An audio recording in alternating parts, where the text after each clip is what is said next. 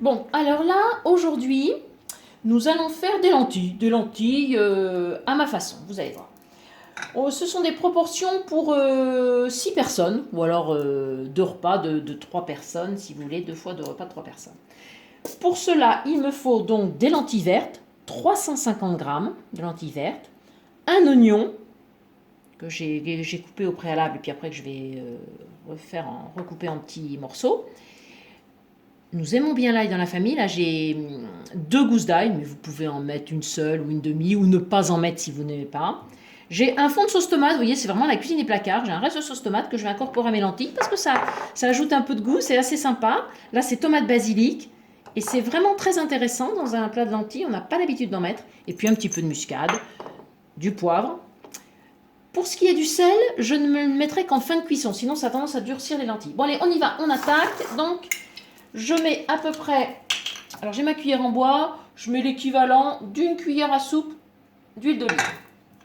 Parce qu'après, comme je vais rajouter de la graisse avec ma sauce tomate, comme ça elles sont un petit peu... Voilà, alors je fais chauffer mon huile. Voilà, je verse mes 350 grammes de lentilles.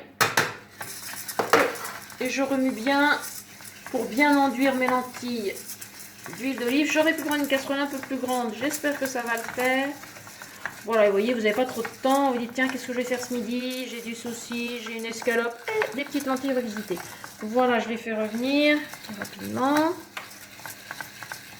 Voilà, j'ajoute mon oignon que je recoupe en petits morceaux. On en laisse. Comme ça, c'est pas désagréable de sentir ça dans la bouche. De toute manière, ça va réduire. Ça va peut-être faire un peu trop. Je vais dire, mon oignon était assez gros. Je vais mettre que ça. Allez, je rajoute encore un petit peu. Je vais pas tout mettre. Je découpe mon oignon. Voilà. Bon, je fais ça vite, vous voyez, parce qu'on n'a pas trop de temps. C'est le midi, on rentre vite fait chez soi. Tac. Allez, mon ail. Mes 2 gousses d'ail, mais je vous dis, vous pouvez en mettre bien moins. Il n'y a pas de souci. On ne va pas en mettre du tout. Voilà. Et après, je vais couvrir d'eau. Alors, attendez, j'attends encore un petit peu. Je pense que là, j'ai pris une casserole qui était un petit peu juste. Voilà. On entend que ça frétille un peu. On se dit, ça y est, c'est bon. On prend la sauce tomate, comme je vous disais, le petit plus. Voilà, il m'en restait dans le frigo. Voilà. Je rajoute un petit peu d'eau pour... Je rajoute mon eau. Bon, la quantité de sauce tomate peut être un petit peu plus importante. Voilà, on ne s'inquiète pas, c'est normal. Voilà, ça va donner un petit peu de couleur et un petit peu de goût. Voilà, on a presque terminé, vous voyez, c'est rapide. Un petit peu de poivre. Voilà, 2-3 tours.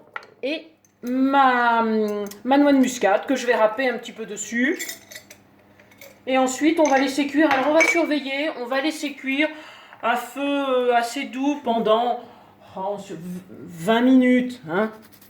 Voilà, faut pas qu'elle soit trop cuite non plus, parce qu'après, c'est pas bon. Ça fait de la bouillie. On surveille, qu'elle reste un petit peu, quand même, légèrement croquante en bouche. Voilà, une vingtaine de minutes. Voilà, on remue un peu et c'est fait.